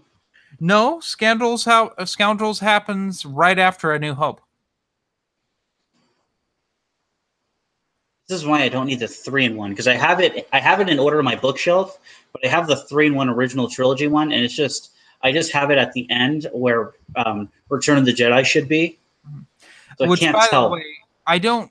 Do you understand why Scoundrels got written? Because I don't get it. I don't know how it got approved. It got written because they wanted a heist story, and they wanted a chronological first appearance of Winter. Is Winter in it? Yeah, I'm almost certain that's her chronological first appearance. Huh. Because it makes no sense why Han and Lando are together in it. Fan service? If you've ever read the third Han Solo book, there's something that happens between Han and Lando that explains why they're not on good terms when Han shows up in Cloud City in Empire Strikes Back. And Zahn wrecked that. And then did something stupid so that they still be mad at each other, which I think is a disservice to Lando. But I will be reviewing that in the not too distant future. I do plan on reading Scoundrel soon. Yeah, he did Scoundrels a while ago, 192. What is he on now? Legions was 205. I saw he was on 240, I think. I think so. No, he's on 217. I think that's the one I just watched. There's so much. I didn't realize how dense. 218. He did a West End Games. Yeah, he's reviewing the Galaxy of Fear stuff. He's in the middle of that. Thank you, Nightwing. Well, and his Star Wars media versus the fans. Did we talk about that one? Did you see that one? Yes, I did. I don't watch a whole lot of YouTube right now. Sorry to anyone who makes a lot of YouTube. We don't have any questions. Dark Snowy just asked what were our thoughts on the Clone Wars coming back, and is it good for Legends? So we literally just answered that. So yeah. So, what did you think of it, Dylan? Matt's video? Yeah. I generally agree with him. I do because too. I don't know what it is about the entertainment industry recently. They've seemed to have forgotten this core aspect of the customer is always right. Yeah, seriously. It's like it's baffling. It's like, okay, people are upset with you because they are paying you money and getting an inferior product. I mean, if you don't want their money, then okay, I get it. But if you want their money, why aren't you like listening to their concern and trying to address them? You know, I worked at an auto shop in automotive, but it was essentially retail. I had to deal with customer concerns, and you know, customers yelling at me for something. It's like, I mean, even if they're objectively wrong, I have to do something to try to appease them, unless they're just being flat out unreasonable. But even then, there's like that line of, I mean, you're wrong, but I've got to suck up to you because you're always here. I don't know, whatever happened to that. And it's kind of like what I said last week of, I think the creators don't understand why people criticize. And it's not because they hate your work. It's because they like what you're working with. And they just want it to be good. And when it's not good, they try to find out why it's good, why it's not good, and what it can do to get better. It may not seem like it, but your critics are trying to help you. First of all, Infinity Nexus, I've never liked a Sonic game. I think they're very overrated. But I'm in the minority there. Dylan, have you ever played a good Sonic game? I haven't played any Sonic games. Oh, okay. I find that they want you to go fast, but they also want you to explore. I like Sonic memes. It doesn't balance properly. Even the old ones for like the Genesis, I don't like those. I don't like any of them. And no, I have not seen the Shazam or Aquaman trailers because I don't give a flying fuck about DC movies anymore. If they make a Static Shock movie, I might see it. The point is, most people like the newest one. Yeah, I get where you're getting at, Infinity Nexus. I just want to throw my unpopular opinion out there, just to rile people up, because that's what I do. Mm-hmm. Dylan, did you know that I made a video saying that Call of Duty Modern Warfare 3 was going to be better than Skyrim, and it upset a bunch of people? I legit made a video back in high school about that on my old channel, and so many people got so butthurt. To be fair, Call of Duty 3 was the first of the bad Call of Duties. Like, no. No. I'll defend the Call of Duty franchise on this. Between Call of Duty Modern Warfare 1, first Modern Warfare to Black Ops, it was on the high of the gaming industry. And then Modern Warfare 3 came out, and it kind of went down a little bit, and then every game just like started tanking until we got like Advanced Super Combat Future Warfighter until we 7. got to the point where they don't trust their fan base to understand what Roman numerals mean, so they just put tallies. Exactly. But no, I'm a classic FPS person. Your Doom, your Quake, Duke Nukem 3D. That's my jam. I like challenge with my FPS, and I like health systems. I don't like regenerative health, and that's what Modern Warfare did. As it's called, the COD bomb, which would be Call of Duty 4 Modern Warfare, ruined the FPS. It's an okay game in and of itself, but to me, Call of Duty went down with Modern Warfare 2 is when it became super easy. A super easy game. Black Ops was decent because it's a Vietnam game.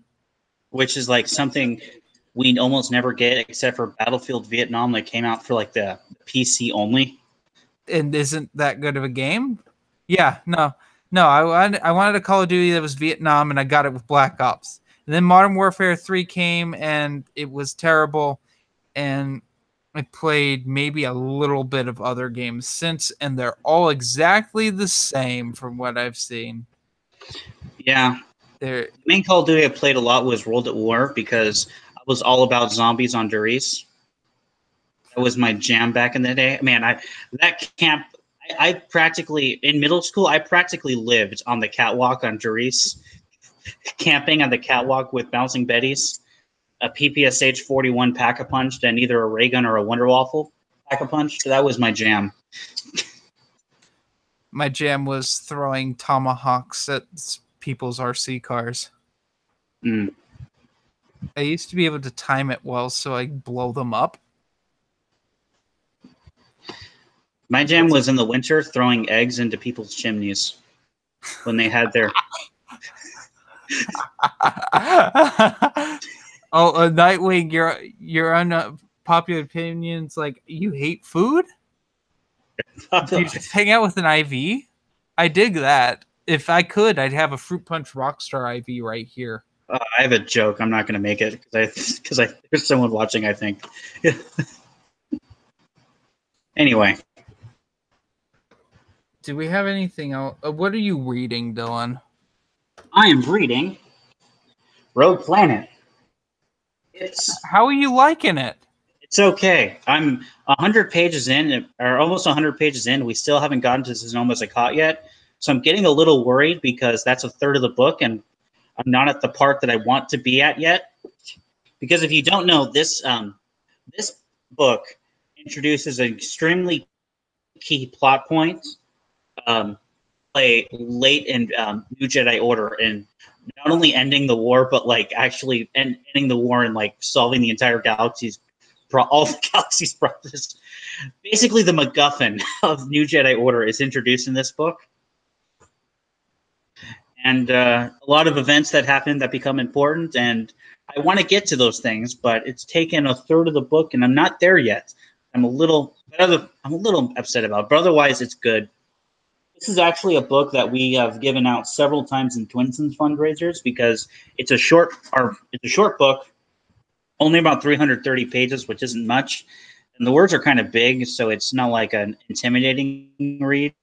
And it mainly features a young Anakin so it's like relatable to the kids. And now that I'm reading it, I'm realizing, yeah, this was a good choice for this book that we completely arbitrarily picked because of these reasons. As it actually is. You can't judge this book by the cover. What I'm saying. How old is Anakin in it? He is 11. This is a couple years. This is 2 years, I think, after. So this is before Jedi Quest, is what I'm asking. Yes. It was yeah, this is 2 years after A Phantom Menace. He's 11, I believe. So the funny thing about this book is my dad read part of this to me when it came out. So I remember aspects of it, but I don't remember the whole thing. I actually own the copy he read to me. It's part of it was beginnings of my hardcover collection right there. He's 12. What is my YouTube channel? Nexus. So he's still Jake Lloyd Anakin, not Hayden Christensen Anakin.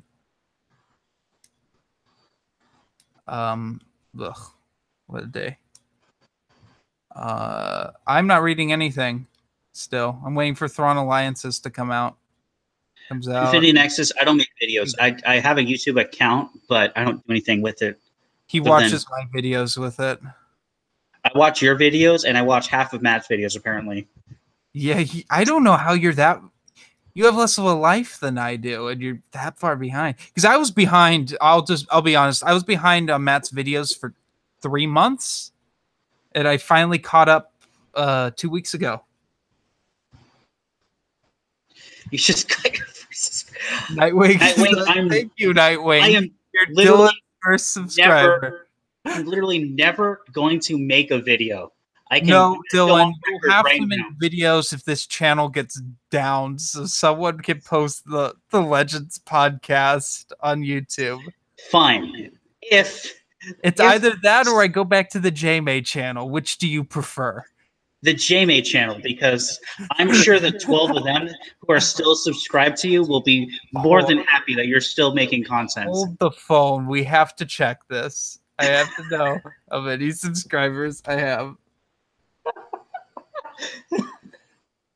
Oh my god. Dios mío. This is good podcast material right here. Oh god, the things I used to make. 76 subscribers. Wow. I was no, it's more than a 6. I haven't released a video in 3 years. Although my most viewed video of all time has 53,000 views on here. So you're almost at Matt Vulcan's numbers there. Yeah, I know. And it's filmed on an iPod Touch. Kid thrown into a wall bumped up to 1,000 views. That came out 7 years ago. Something I filmed at school. We'll name off some my most popular videos. Most popular, exposing smuts. 53,000 views. Next, DSP Gaming is a wanker. 3,000 views. Third video, me, myself, and Pi watch this video. 1,000 views. Next, kid thrown into wall. 1,000 views. Oh, this is the one I referenced earlier. The Elder Scrolls V Skyrim rant. 1,000 views. This is when I said that Call of Duty Modern Warfare 3 was a better game than... oh, God. Someone in chat asked, what was your old video? I know the name. I just don't remember the numbers. Let's see. AVGN Horse again, 900 views. And the list goes on. They were mainly rant videos. Oh, here's one. Pat the NES Punk is a douchebag. I got flagged for that one for bullying. Oh, back when that was a thing. Remember the old days when only like Viacom and Nintendo and Studio Ghibli were the bad guys who would copy strike videos? Yeah. Otherwise, he got flagged for cyberbullying. Let's see. What was another? We got a couple. Oh, there's early disk case problems on here. Yeah, that's your best content. That's the best content on here. Oh God, I have long hair. This is awful. This is a horrible. General Lots and his garbage. Actually, I don't mind General Lots. I just didn't like his girlfriend's content that he insisted on being on there at the time. This is his old channel name. See. So you can't put links. It doesn't work. I think I called. I used to call people names on here. Oh, you already found it. Never mind. This is me searching YouTube and not looking at the chat. The origins of the Can Rant started on here with what I think of Jenna Marbles. Mm-hmm. Oh, yeah. Does she still do YouTube? I don't know. Let's look. FPS Russia doesn't make YouTube videos anymore. Yeah, I knew that. There was a controversy around him a while ago. Oh, was there? What happened? Oh, Jenna Marbles still makes videos. How embarrassing. They only get a fraction of the views she used to get. I mean, she still gets millions of views, but I mean, compared to her subscribers, it's kind of very sad. Infinity Nexus, I'll put it in again. How embarrassing. Who owns? Wait, are you putting my YouTube channel in the stream? Oh, yeah, I am. I 100% go back and bask in the glory that is. God, that no, is like no, I tried to distance myself from this. It's like mid to late 2000s, Jeremy. No, it's early 2010s. It's early 2010s. Yeah, most of the content. Oh my gosh, 2011 to 2013. 7 years ago was 20. Yep, 7 years ago was 2011. Now I'm getting old. God, what a nightmare. Oh. Yeah, no, that was when we switched to timeline Silent Night. I thought it was the end of Facebook because of how bad. Do you remember how slow it was when they switched to timeline? Yeah. The power of boobs. That's a good video. Oh, remember your? Did you make a video on the Google Plus thing? I can't remember if you made a Can-Rants on that or not. The Google Plus integration when they forced that on us? Maybe. I did a lot because I remember ranting about Cosmic Panda when that was the layout. If you remember Cosmic Panda, because no, because it limited. You could only do one background, and you couldn't move where your videos were. Now it's all channel 1 layouts, and they're disgusting and all look the same. Used to be YouTube. You could do a little HTML work on like MySpace. You could actually customize your own YouTube page. I remember those days. Yeah, what a concept. I know, right? Back in the classic, back before when Egoraptor was actually doing stuff on his own website because he didn't like YouTube. That's how far back I remember YouTube. And like the only Egoraptor videos you could find were like the pirated copies.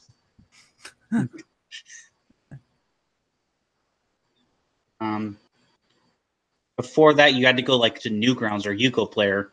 What a concept! Remember Blip TV? Oh man, remember Fred? Yeah, there's a rant on there about Fred. Because I watched Fred's movie at the time. Have you seen that? Why? Why did you watch Fred's movie? It was on Nickelodeon. My sister and I just sat and watched it, and it was one of the worst things I had ever seen. Was it literally just like? It's exactly what you'd think a Fred movie would be. Okay. It's to 10 sections for some reason. I mean, I've seen worse now. I mean, if you've ever seen Evil Bong 2, it's a lot worse than the Fred movie. This is coming from the guy who's like, yeah, let's have a Death Wish marathon and review them on Backpedalers podcast. I'm still lobbying for that, people. Well, I've seen Trolls 2. So Troll 2 is a gem, dude. Troll 2 is a funny movie. Have you seen Thanksgiving? Yeah, and then Thanksgiving 3? The Search for Thanksgiving 2? Yes. Yeah. That was the real gem of the Thanksgiving 1 at least had a plot, but Thanksgiving 3, I mean, It's unwatchable. I don't think I finished it. It literally is. Let's see. Let's name off some other good JMA videos.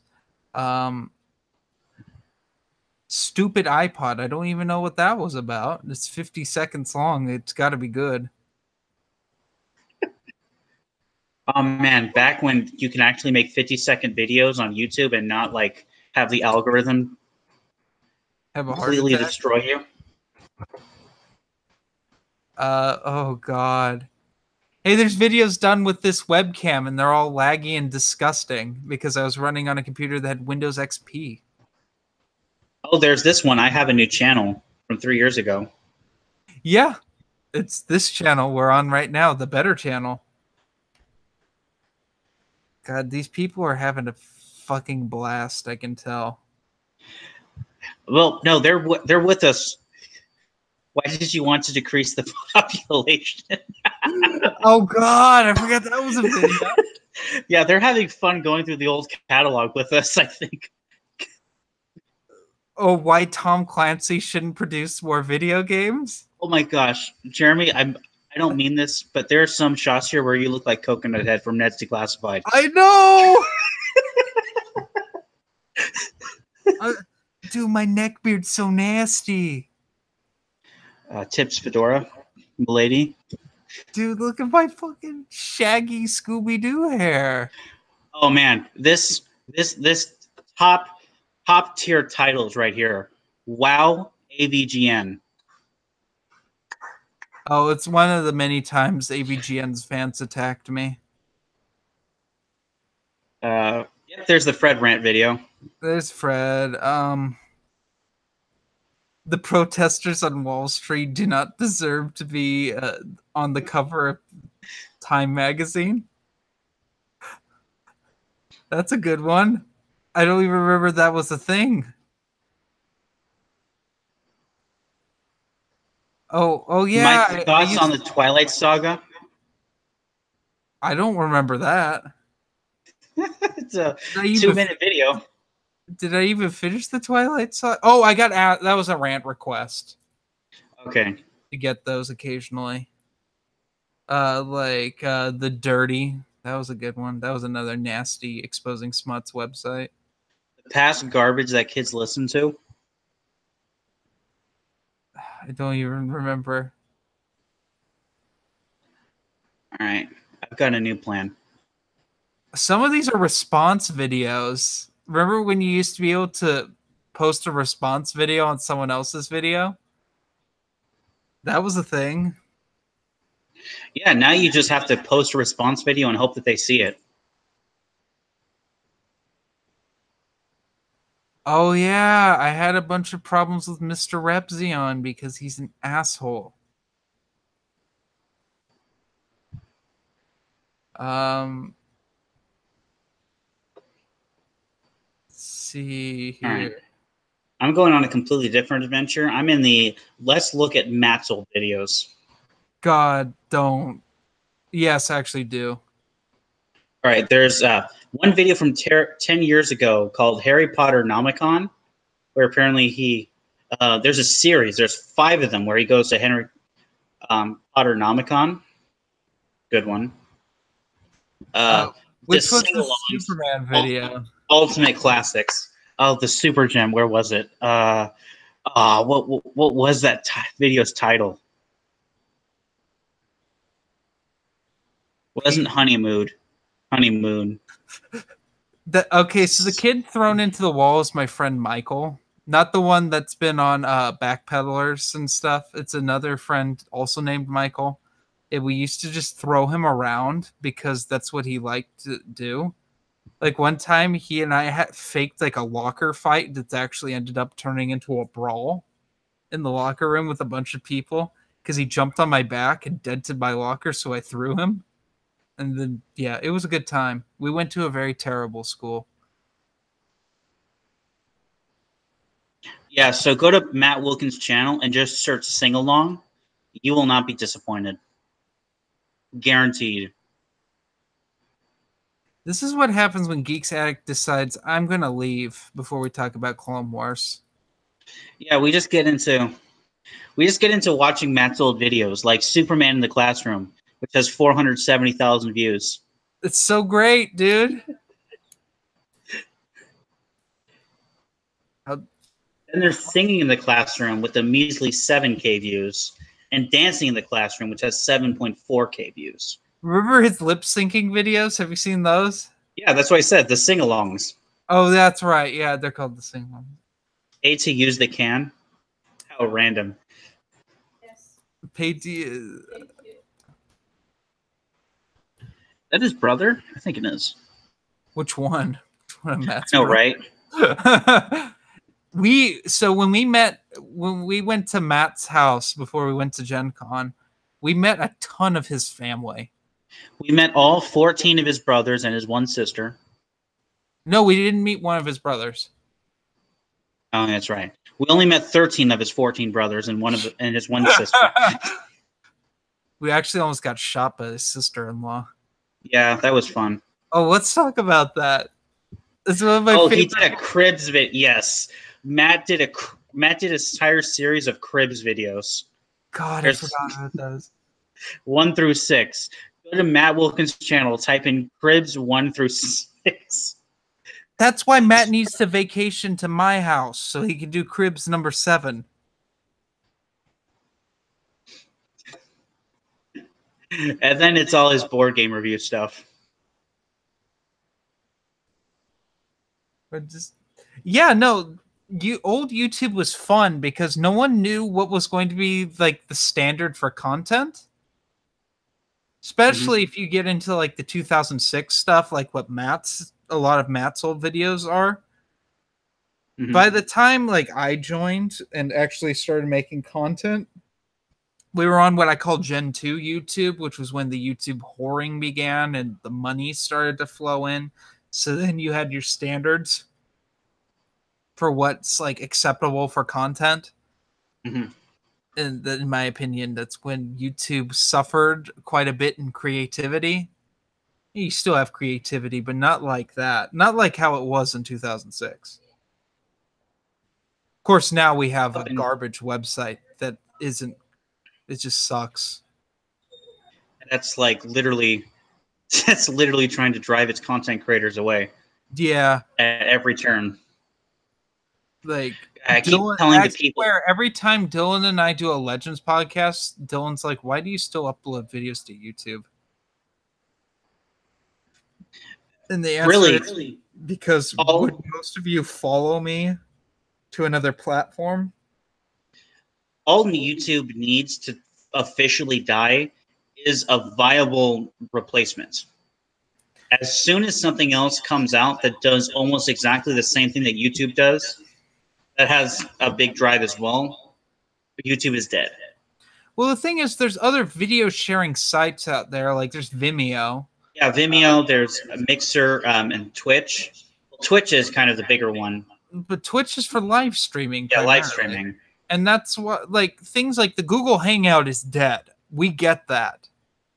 We get that what we do is a very dead art. I only do it on this for convenience sake. But the plan is in the not too distant future to switch to Twitch for these podcasts. FYI. Dylan really is pushing for that. Well, I'm kind of more ambiguous. I'm more pushing for the Twin Sons people to like, okay, YouTube is not the future. We don't need to be investing time into YouTube. Because by the time we get big, it's going to be dead. Well, let's wrap this rambly. Yeah, now that we're in the 2-hour mark, we spent the last 30 minutes talking about old videos, old YouTube. I don't even know what I'll call this one. Comicon news and nonsense is probably what this is going to be called. I still have to adjust sound levels for the last podcast before we put it on YouTube. Featuring 50% of Geek Static. Yeah. Yeah, it was nice to finally have Matthew on again, if it only was for half a podcast. All right. Shall we cut it there? Yep, because we don't really have any questions. Or from last time, I should say. Nah. All right. I hope you all enjoyed this. I did. All right. Bye, everyone.